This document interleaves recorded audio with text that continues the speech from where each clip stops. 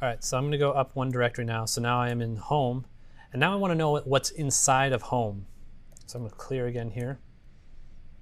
So I'm going to type ls, and I run that, and ls is going to tell me here is everything that's inside of this directory right now. So now I can see I have one folder inside of the home directory, and it's called Ubuntu. Or if I go up one, and now I am in root, right? And if I type ls here, you can see that there's a bunch of stuff in here. So that's what ls does for you. It stands for list, right? And it's just saying list everything that I have in here right now. Cool. So those are two of the, again, most useful things. I use ls so much that it's almost a nervous tick at this point, that I'll just like change directories into something. Even if I know everything that's inside of that directory beforehand, I just immediately type ls from just muscle memory, right? It's like running my hands through my hair, like picking your teeth, or I don't know, or biting your nails, right? You can just run ls immediately.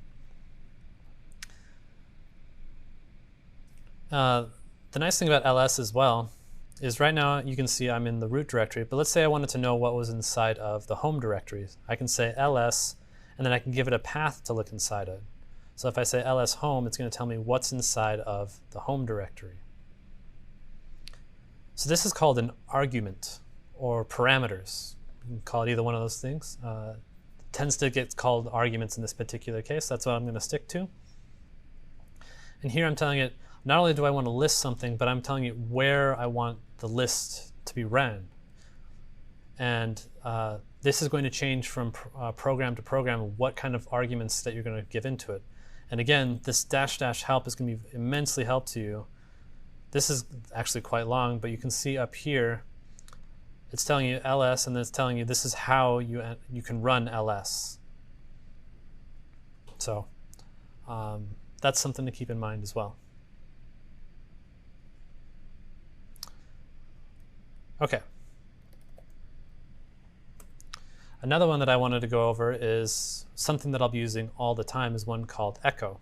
So if I say echo and I say hi, surprise, surprise, it just says hi, right? So you're just telling it to output whatever I say, put in there. So if I say echo welcome to front-end masters, it's going to say welcome to front-end masters. Now, obviously, this is not incredibly useful for what we're doing right now, but it will be useful when you're inside of programs that you're trying to and you're doing things like one after another. It will be useful so that you can display, steps along the way. So this is basically like your console.log if you're a JavaScript developer. That's what echo is. Echo works different for every single shell that you're doing. So in this particular shell, in this bash shell that we're using right now, you can give it as many parameters and it'll just keep outputting them, but many of them you actually have to put inside a quote. So I would have to say echo welcome to front-end masters, or else it wouldn't work. So sometimes you have to put that in quotes. Just be aware of that. Here's another good one. There's another one called which. So which will tell you what the path is to the program that you're running. So if I say which, and I say, let's say ls, for example, it's going to tell me the ls program lives in /bin/ls. So you could actually, change directory into the /bin directory, and you could find ls in there. If you run ls in here, you can see there's actually a lot of stuff in the bin directory. Bin stands for binary. It's where you keep all of your runnable programs. But you can see here, ls should be in here. It is. It's right there.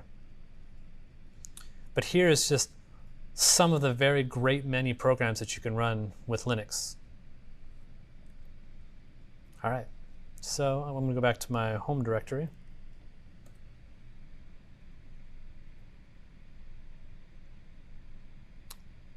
All right, so that's kind of arguments. Some programs take one argument, some programs take no arguments, like PWD, for example, takes no arguments. ls optionally takes an argument. Some programs take many arguments. So it just depends on which program, and you'll see that kind of as we're going through here. But argument is just textual information that you're providing to a program. That's the idea of what an argument is.